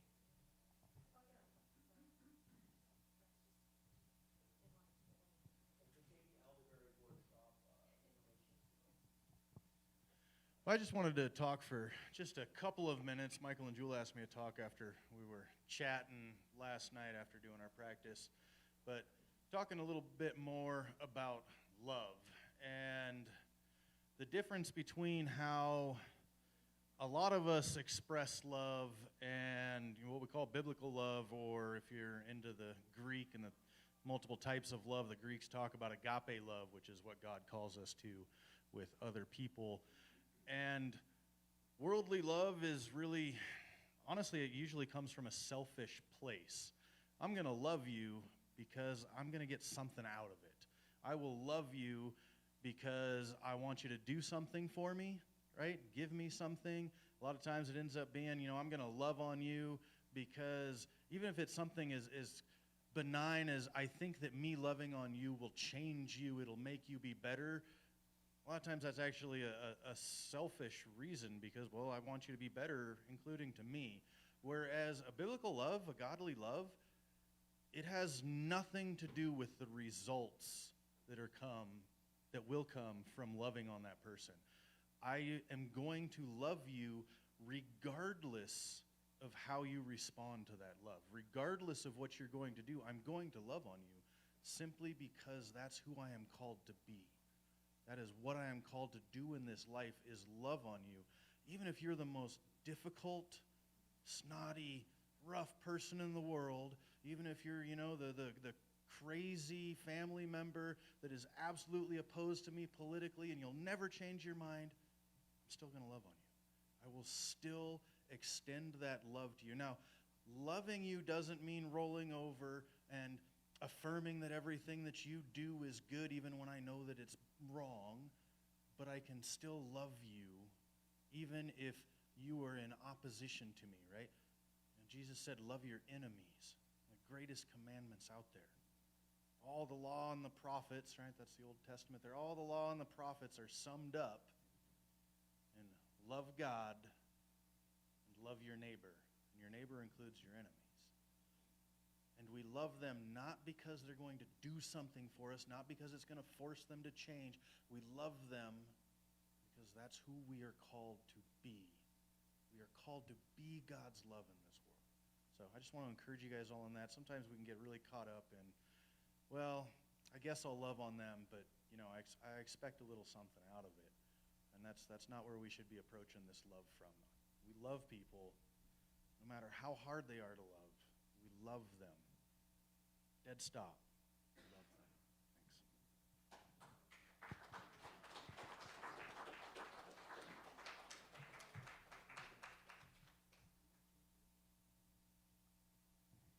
Love thy neighbor as thyself. And do we really love ourselves? Do we really love ourselves? Let's help each other love ourselves. It's part of what our community's for.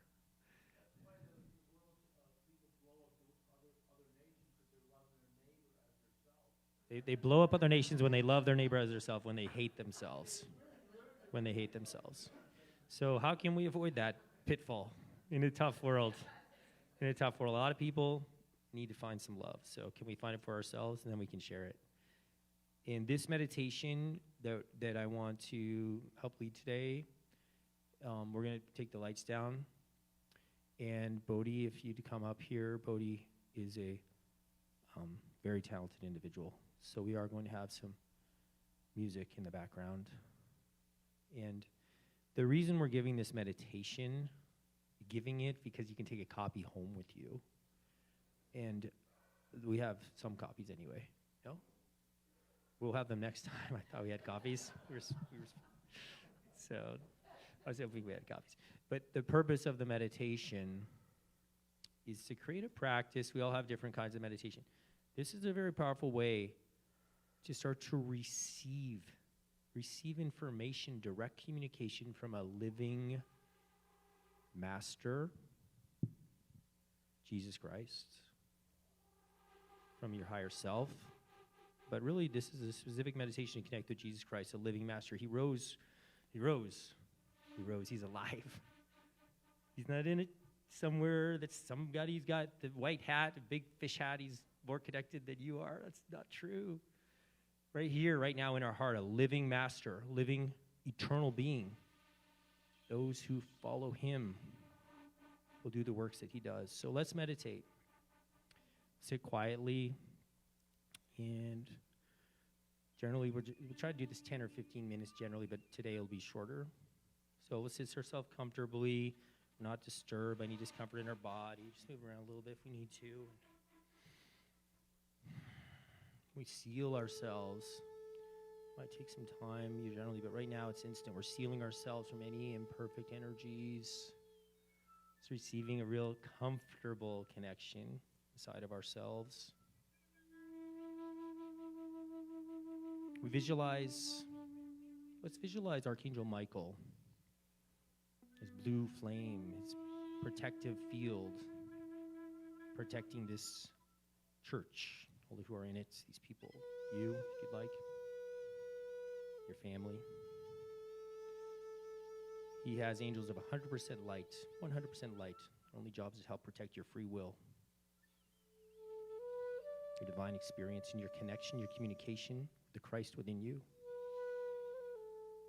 Jesus Christ himself said 4 angels surrounding your energetic field, surrounding this church. Many angels. These angels are not short. They're 12 feet tall. They carry swords that burn with a bright blue flame. They are fierce and able to protect you from any forces in this world ever. Now we turn our attention to our personal connection to Christ within. Think about it even above our head. White light above our head. Golden light. In the name of Jesus Christ, we invoke a wall of brilliant white light around our body, mind, and energy field. And accept this energy seals us from all energies of this world. We invoke the freedom flame to burn inside this wall of light and consume all imperfect energies in our own being.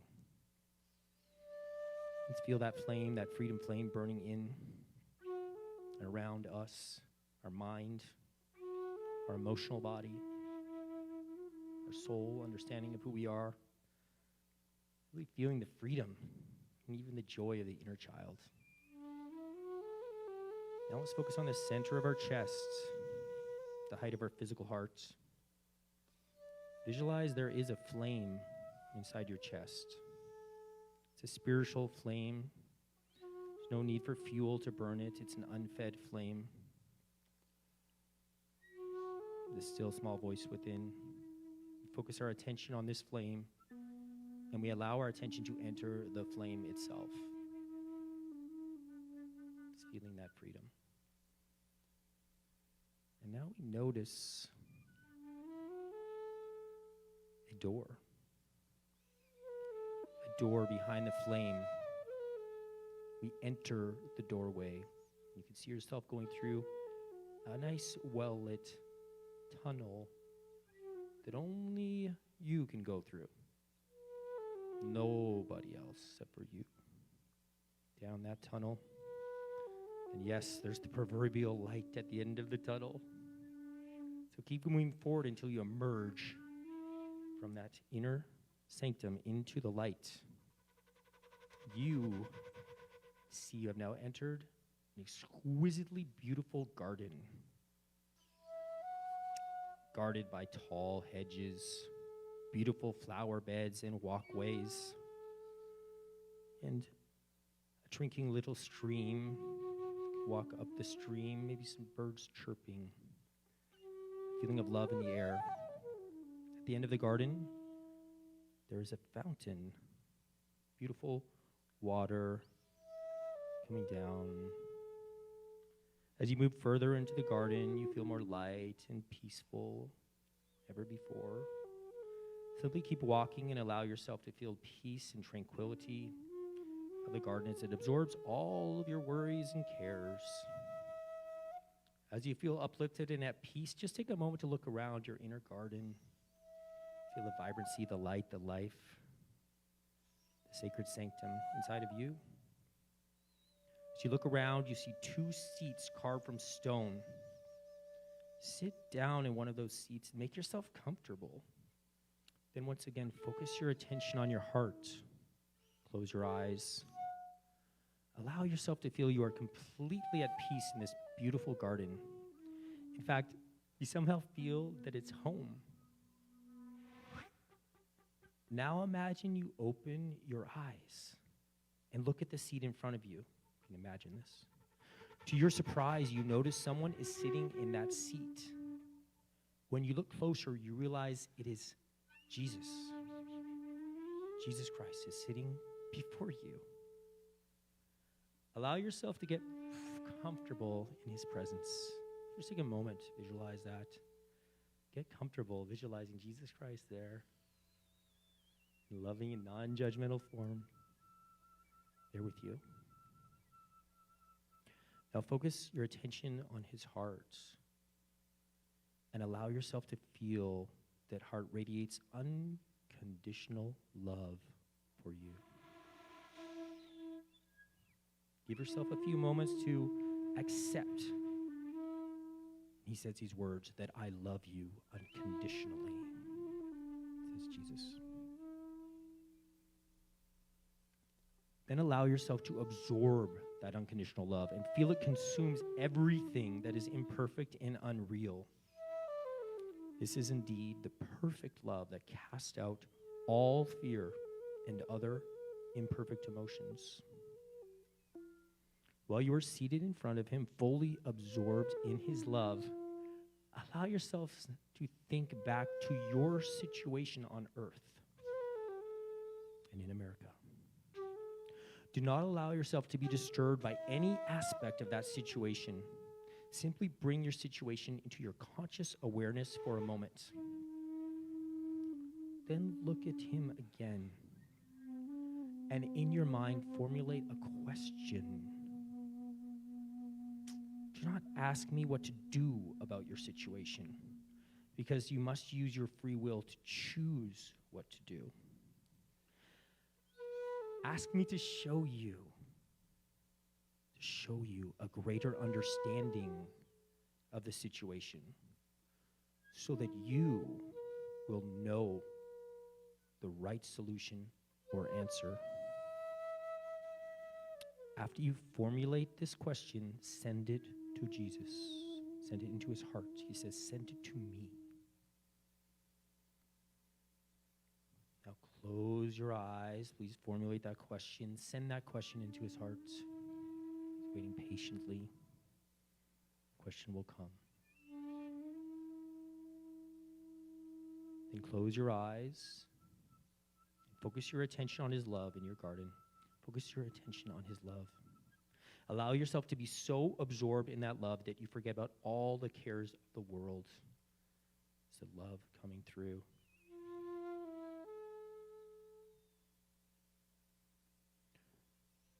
After some time,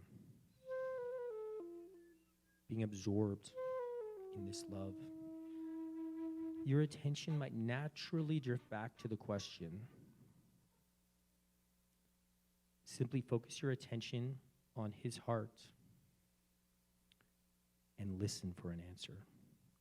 He says, focus on my heart and listen for an answer.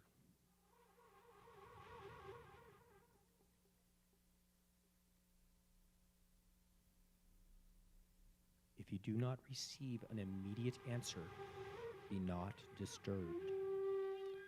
Simply focus on the unconditional love and allow yourself to be absorbed in that love for as long as you like. And we ask to help remember how to do this in our day-to-day. Receive this love. Heal in this love. Great awaken in this love.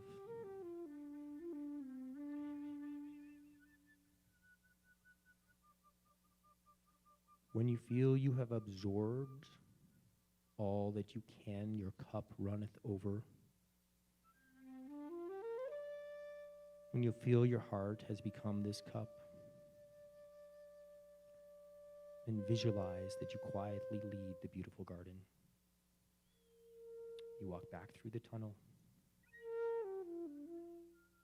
and you go through the flame in your hearts. You're now seated in the chair in this room. Give yourself a few moments to return back to your normal state of consciousness. Perhaps give another round of affirmations, especially the affirmations. I love you, God. I love you, God. I love you, God.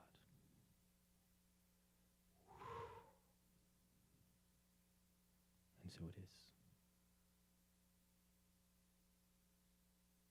Let there be light. And we can always go back into this meditation. We'll be sharing the instructions of this meditation. If you have a question, this is a way to get answers beyond the mind. Living presence is here to help. And they won't tell us the right answer. We need to make the choice. We chose to be here today. Thank you. Thank you. And thank you. The white hat. The white hats are in the house. All right, let's have a clap for this meditation. You voted. One of my great pleasures is when classical instruments are in these events. I love it. We have wonderful musicians, very talented individuals. You all are here because you have something we need. We need you to share. So thanks for sharing today, Bodhi, and offering. Thanks for offering your gifts. We're going to have the final sealing for today's United We Stand America. Next week, we are taking the week off. 2 weeks will be on a Friday. We're going Saturday, Fridays, because that way, people that can't come on Saturdays can come on Fridays sometimes. And so we're going to have Friday evening, and that will be the U-Pods, and we're going to organize them beforehand, so it can be really well organized, and we really want you to be able to step into some of those and co-create. That's going to be Friday evening at 5:30 in the evening on Friday, 5:30 to 7:30. That's 2 Fridays. I believe it's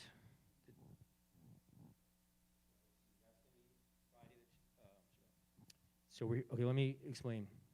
We are here Friday the 24th at 5:30.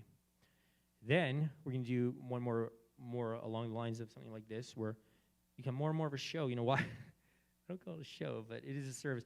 But we want people all over the world to become inspired by what you people in Mount Shasta are capable of and who you are and your beautiful hearts. And so we're going to be live broadcasting in 1 month, our next one. That'll be live broadcast and promoted as well. But that's going to be, and that will be March 11th. That's 4 weeks from today, March 11th. And that's going to be the same time, 3 p.m. start. And don't be too late because you might miss the awesome songs at the beginning. Those are awesome. Okay, Jill? While we're in a meditation state, and because we spoke to Micki today, Micki Babbit, I'd like to offer you from one of our traditions. I can't hold my hand up and touch my heart, but touch your heart with one hand and hold up your hand. And this is a healing stream. And you can send this to anybody, but let's send it to those prisoners of war. They are. And anyone else that you want to call in. And you can say the name out loud if you really need someone to receive this. So you can call out the names right now before we do the prayer. Just anyone you speak into this sanctuary that we've built up.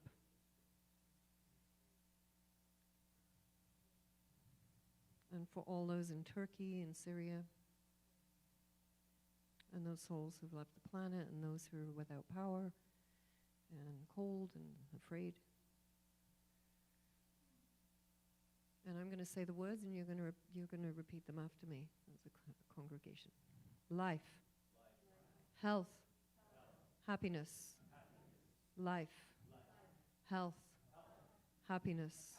Open pathways. Life, health, happiness, open pathways.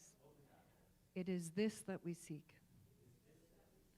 for ourselves and for anyone we have named and for those in prison from January 6th and for all our brothers and sisters on earth.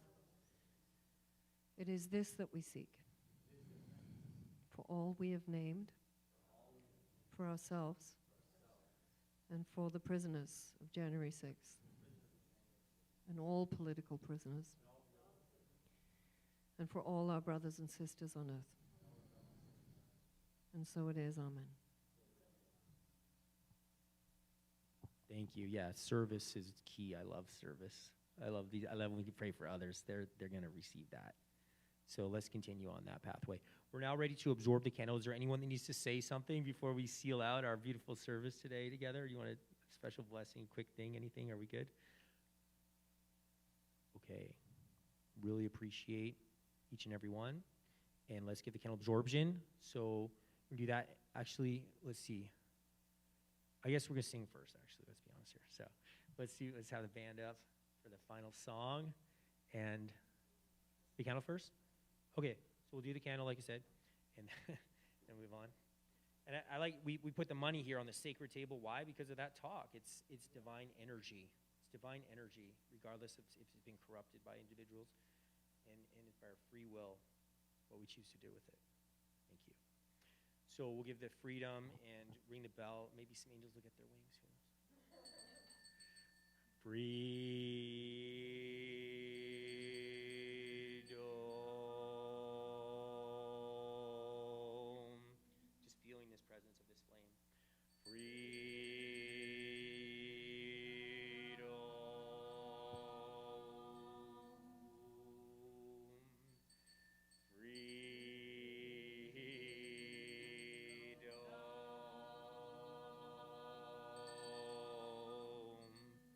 And an immediate transmission for those who are suffering today, those who feel totally alone, those who don't know where to turn, those who have lost hope. Let there be faith. Let there be kindness, and let there be purpose. Purposeful love and service to life. Thank you. Okay, well, we're going to have our final song, so we might want to all stand up for that and get the band up here.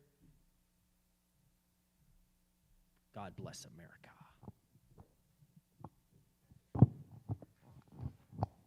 Ooh. And then we're going to, at the very end, do the website stuff, Michael. No? Come on.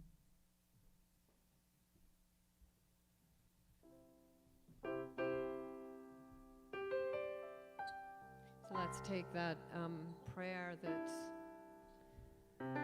Linda brought today. Hear my cry, O God, from the Psalms. Don't turn your face away from me. It's a beautiful psalm. Go check it out in Chronicles as well. And I have a feeling that a lot more people are going to be making that prayer when they realize they cannot do this with self-will. Very soon there'll be more people in this room. And there'll be more people who want to sing this song. So let's sing it with all our hearts. God bless America.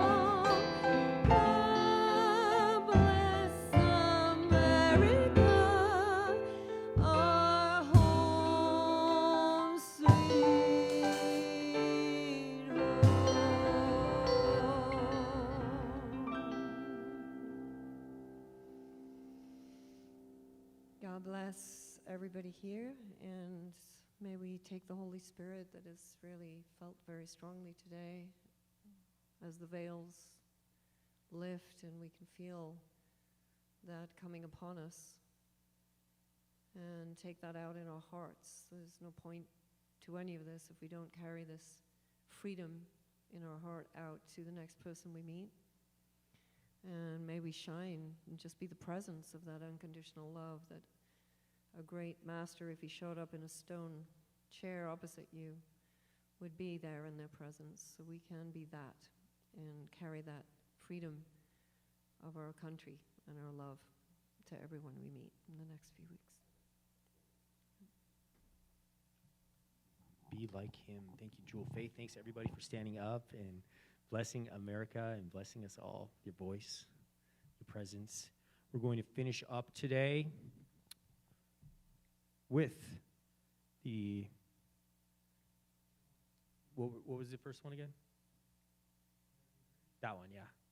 We're going to give the American's Creed together by William Tyler Page. Sums up some of the best of the Constitution, Declaration of Independence, and the spirit of America, what it really means when that pledge is made by a public servant, and they give the pledge that I'm going to protect the Constitution. That's my job. I'm a school board. I'm going to protect the Constitution. I take a vow. What does it mean? Let's read this together.